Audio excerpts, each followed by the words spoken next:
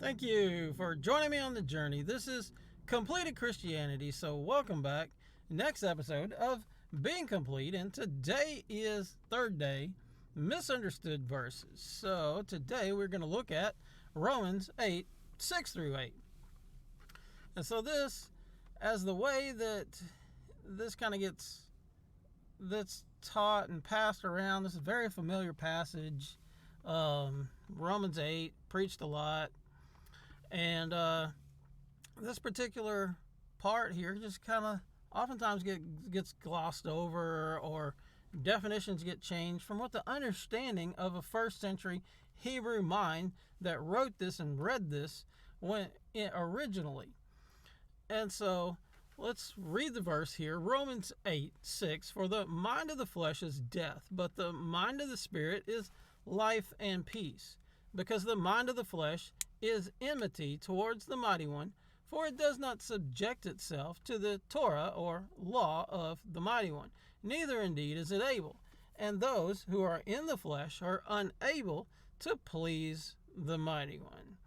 So this word here for enmity, this word in the Greek is echthra. So this word is said to mean hostility, or by implication, a reason for opposition. This is the actual definition. It's translated after the long hyphen. It's how it's translated. It's not actually what it means. For certain words, there can be translations given that don't have anything to do with the actual meaning of the word. It's just the way it's been translated. So enmity, hatred. So this word enmity, nobody knows what that means today. But it means hatred, or a reason for opposition.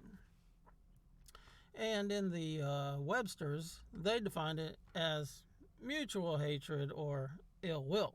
So, as we're looking at this, in this verse, this word enmity means hatred, a reason for opposition. So, because the mind of the flesh is hatred, or a reason for opposition towards the mighty one, for it does not subject itself to the law of the mighty one, neither indeed is it able. So, if you're not subjected to the law of the mighty one, then that is having the mind of the flesh. Because the mind of the flesh is what wants to circumvent the law of the mighty one. It wants to diminish the law of the mighty one. It wants to part it out and clause it so that we don't have to follow everything the Father says, and so we can still claim ourselves as righteous or pious, or in the will of the Father, or sanctified. So when we do this, and we're parting this out and clausing the word, that is the mind of the flesh. Because it's just like any earthly father that tells his child to do something. And the child's like, oh, why do I got to do that? Oh, well, because I said so. Same thing here. We do things that the Father says to do because he said so.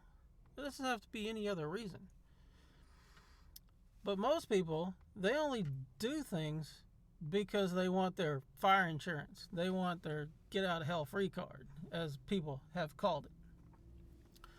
So, this verse here, it says for. This word for.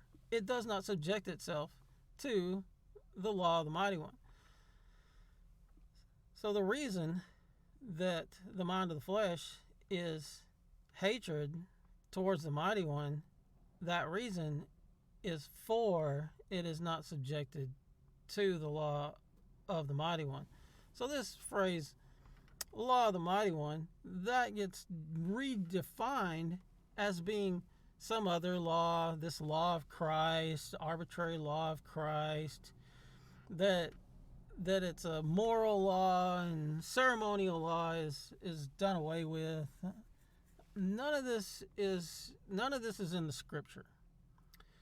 The scripture does not say this in any way whatsoever, but it does say the opposite. So this law of Christ, as people call it, that law is the same law as the law of the Father that's given through Moses, because the distinction that is made between law of Christ and law of Moses is because in the first century mind, they had a definition in their head, most people did, that the law of Moses was law plus traditions. Well, when they reference law of Christ, this is law, no traditions. It's just the word of the Father, because that's what the Messiah taught, and that's what he did. He taught the law of the Father, not with traditions added, because the law says you shall not add to or take away. So right here, this mind of the flesh does not subject itself to the law. So when we're out here in our normal Christian circles and we're rejecting any part of this law, there's parts that you could keep in the first century that you can't keep now, because there's no Levitical priesthood, there's no temple. So all the sacrifices you can't do today. And that's because, in part, because Messiah was the sacrifice for the sin sacrifices, and he changed the priesthood from the Levitical back to the Melchizedek priesthood. And so right there, it is completely not able for them to make that distinction.